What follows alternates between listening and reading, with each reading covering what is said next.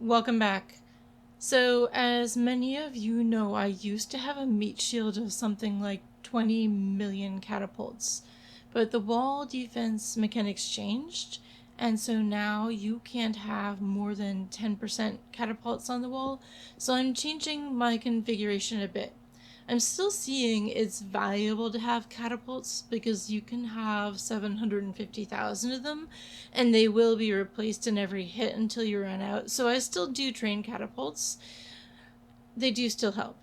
But the point of the meat shield is to make troops that protect your main troops by dying first. So when you take a big hit, you're going to have losses that are spread across the troops on the wall. In my case, I was using catapults as a dedicated meat shield. I had only T1 catapults so that they would automatically be pulled in. It would be cheap and easy to replace these as they die. So catapults were like my dedicated troops for dying. As you can see in this report, the T1s on my wall, which were archers in this case, but it could be any troop type, basically soaked up the hits and preserved my higher tier troops. So what's the right mix? It's going to depend on you and your stats.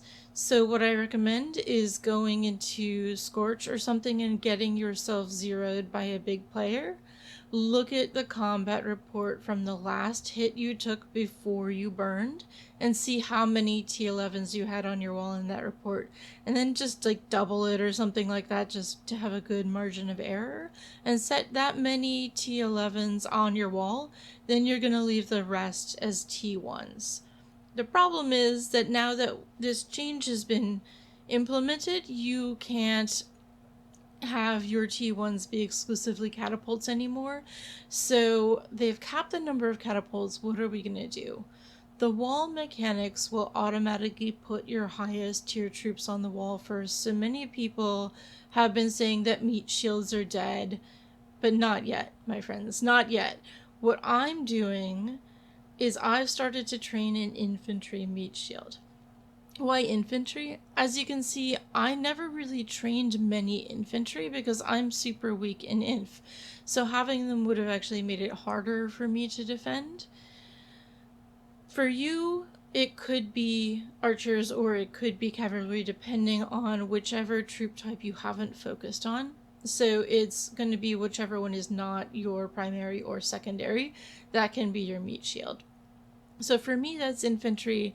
I've started to train a T6 meat shield because T6 is a nice middle ground between power and defense, but still being cheap and easy to train.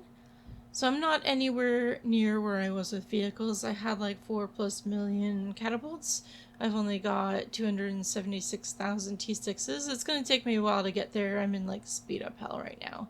But times have changed, so that's my plan. Last but not least, let's talk about what heroes are on your wall. Here's something cool that's changed, because when they used to send out a march, the heroes would leave your wall, right? So you had to be careful about sending your march out, and you're not going to have your heroes there to defend. Not anymore. Look, when I send out my cavalry march with Rod and Valerius, guess what? They're still here. They stick around on the wall to defend even when marching. So it seems like you don't need to worry about sending your heroes out anymore. They'll still be there to defend. The patch notes didn't mention this, but I think that's changed, and that's an awesome update. Alright gamers, that's it for today. Stay tuned for more tips and tricks, and until next time, game on.